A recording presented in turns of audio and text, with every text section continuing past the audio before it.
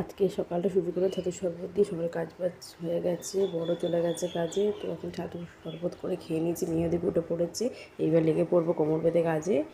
যে সকালবেলা যে কী তাড়াহুড়ো তা কিছু বলার মতো না। তো মেয়ে তো উঠে পড়েছে, মেয়েকে জল খাইয়ে নিয়েছি। এবার বিছনাটা ঝেড়ে নিয়েছি, ঝেড়ে বাসনপত্রগুলো বাইরে করে ঘর দোয়ার ঝাড় দেবো।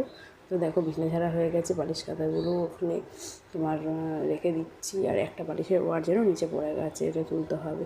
তো দেখো বিছনা আমার গোছানো কমপ্লিট হয়ে গেছে। আর এদিকে সবজি কাটতে বসে পড়েছি, মেয়েকে খাওয়ানো হয়ে গেছে কিছুক্ষণ পর। তো এখানে মেয়ের আমি খিচুড়ি সবজি যে করবো সেগুলো কাটছি। তো এখানে খিচুড়ি সবজিগুলো সব ধুয়ে নিলাম, প্রেসার কুকারে খিচুড়িটা বসিয়ে দিয়েছি। আর আজকে তো মাছ আসেনি, তো মাছ নিলাম না, একটু ডিম খাইয়ে দেবো মেয়েকে। তো সব কাজ কমপ্লিট করে স্নান সেরে এখন চলে এসেছি। তো একটু ক্রিম লাগিয়ে নিয়েছি, ক্রিম লাগিয়ে একটু সিঁদুর পরে নেবো।